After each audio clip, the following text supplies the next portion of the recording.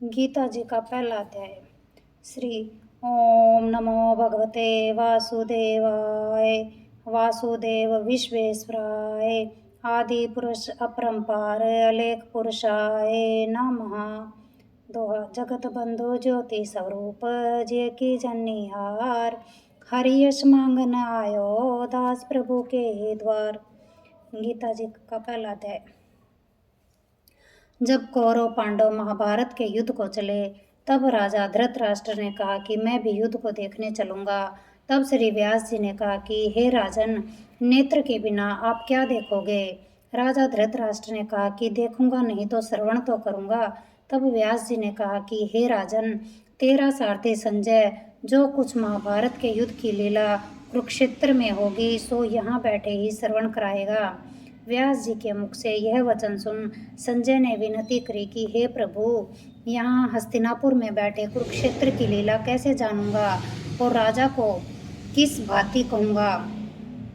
तब व्यास जी ने संजय को यह वचन कहा कि हे संजय, मेरी कृपा से तुझे यहाँ ही सब दिखाई देगा।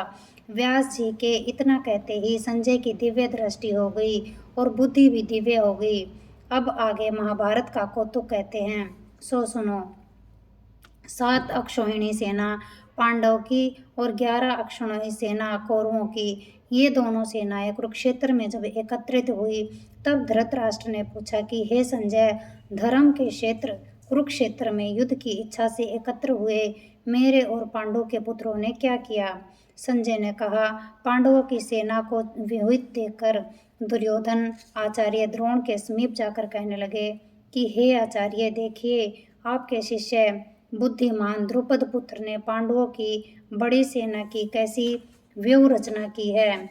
इस सेना में अर्जुन भीम जैसे बड़े बड़े धनुर्धारी वीर, विराट महारथी द्रुपद, धृष्टकेतु, चेकितान, बलवान काशीराज, पुरुजीत, कुंती भोज, नरों में श्रेष्ठ शैव्य, पराक्रमी युधामन्यु, बलवान उत्तमौजा, अभिमन्यु और द्रौपदी के पुत्र सब के सब महारथी है। हे ब्राह्मण श्रेष्ठ, आपके स्मरणार्थ अब मैं आपकी सेना के प्रधान सेनापतियों के नाम बताता हूँ। आप भीष्म, कर्ण, युद्ध विजयी, कृपाचार्य, अश्वत्थामा, विकर्ण, सोमदत्त का पुत्र भूरिश्रवा और बहुत से शूरवीर मेरे लिए प्राण देने के लिए तैयार हैं।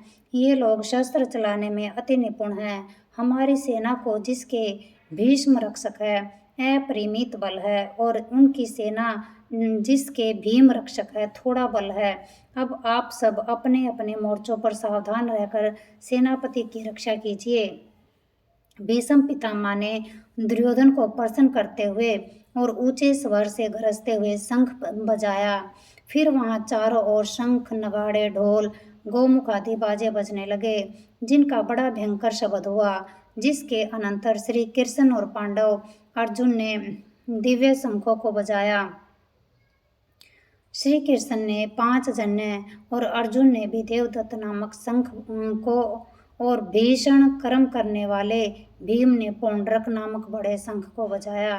कुंती पुत्र राजा युधिष्ठिर ने अनंत विजय, नकुल ने सुघोष और सहदेव ने मणिपुष्पक तथा धनुर्धन काशीराज शिखंडी, धृष्टद्युम्न, विराट, अपराजित, सत्यकी, राजा द्रुपद और द्रौपदी के 5 पुत्र और महाबाहु अभिमन्यु, इन सब वीरों ने अपने अपने शंखों को बजाया। उन शंखों के भारी शब्द से आकाश और पृथ्वी गूंज उठे और धृतराष्ट्र के पुत्रों के हृदय कांप उठे। हे राजन, अर्जुन ने कौरवों को युद्ध के लिए प्रस्तुत देखकर धनुष उठाकर श्री कृष्ण से कहा कि हे अच्युत, मेरा रथ दोनों सेनाओं के बीच में खड़ा कीजिए, जिससे मैं युद्ध करने वालों को देख लूं कि इस रणभूमि में मुझे किन किन के साथ युद्ध करना चाहिए।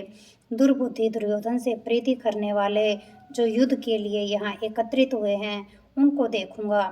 संजय ने कहा कि हे राजन, अर्जुन की बात सुनकर श्री कृष्ण ने भीष्म, द्रोण आदि वीरों के सामने उत्तम रथ को खड़ा करके कहा कि हे वीर, युद्ध के लिए तैयार हो जा, इन कौरवों को देख लो।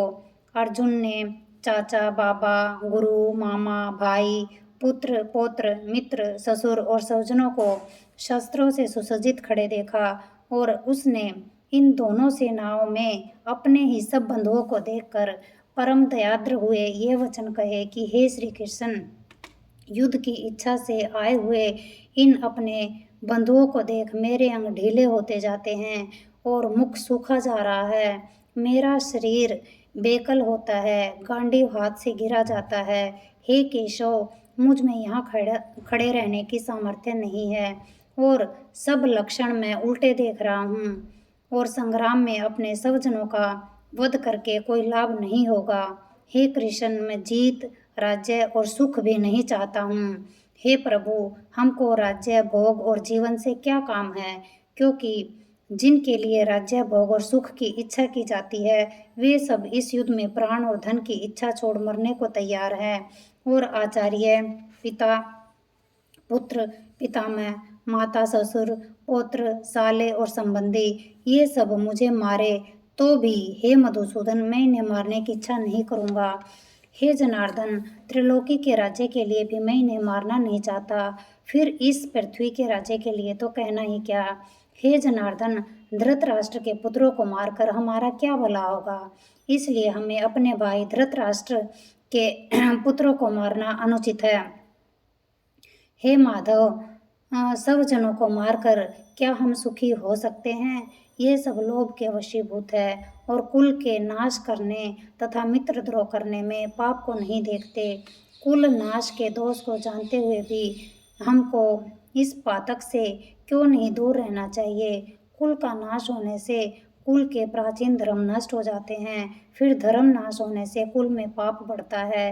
हे कृष्ण, पाप से कुल की स्त्रियां व्यभिचारिणियां होती है, जिससे वर्ण शंकर संतान उत्पन्न होती है। वह वर्ण शंकर जिन पुरुषों ने कुल को नष्ट किया है उनको तथा उनके कुल को नरक में पहुंचाते हैं, क्योंकि श्राद्ध तर्पण आदि बंद हो जाते हैं।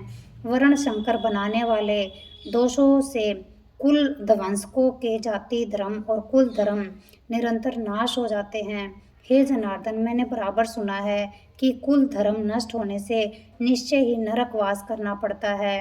हाय, हम बड़ा पातक करने को तैयार हैं, जो राज्य सुख के लोभ से स्वजनों को मारने की कोशिश कर रहे हैं।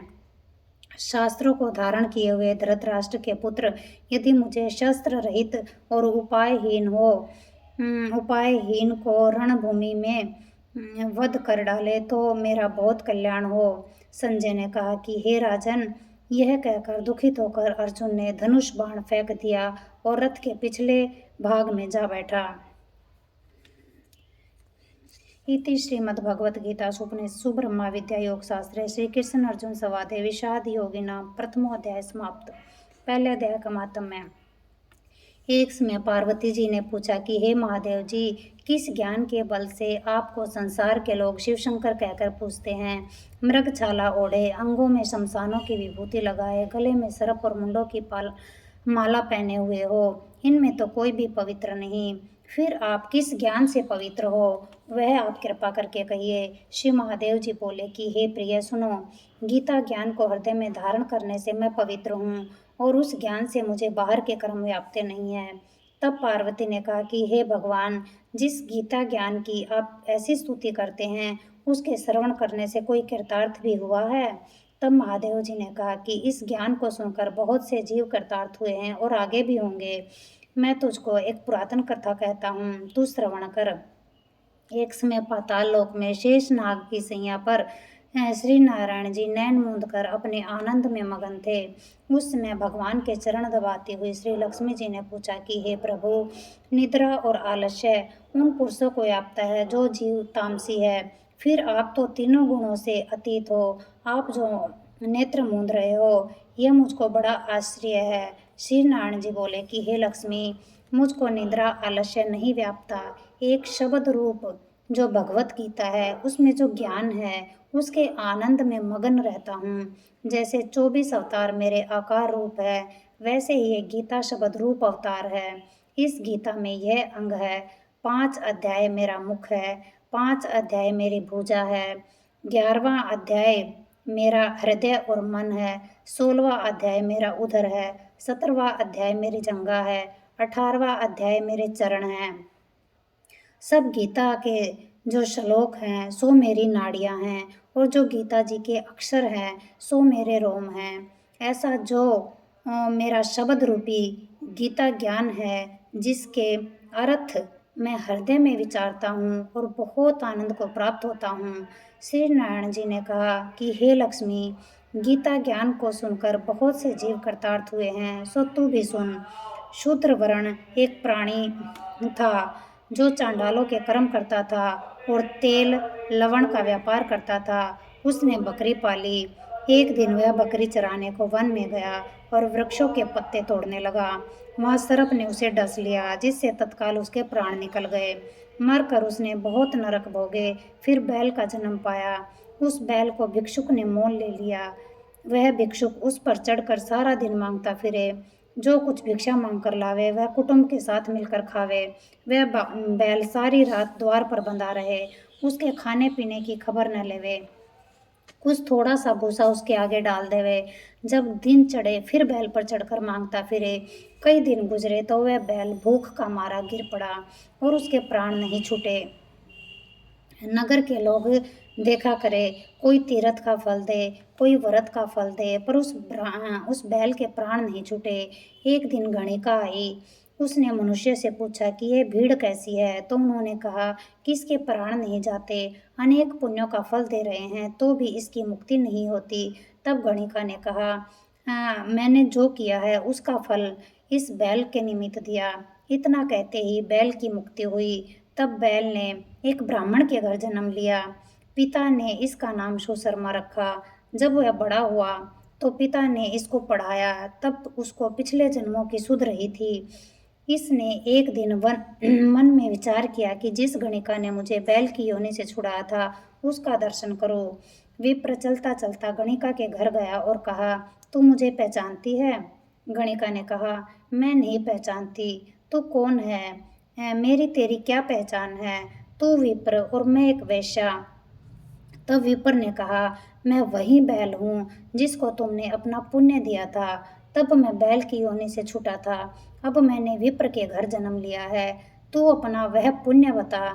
गणिका ने कहा, मैंने अपने जाने कोई पुण्य नहीं किया, पर मेरे घर एक तोता है। वह कुछ पढ़ता रहता है। मैं उसके वाक्य सुनती हूँ। उसके पुण्य का फल मैंने तेरे निमित्त दिया था। तब विप्र ने तोते से पूछा कि तू सवेरे क्या पढ़ता है? तोते ने कहा, मैं पिछले जन्म में विप्र का पुत्र था। पिता ने मुझे गीता के पहले अध्याय का पाठ सिखाया था। एक दिन मैंने गुरुजी से कहा, मुझको तुमने क्या पढ़ाया है?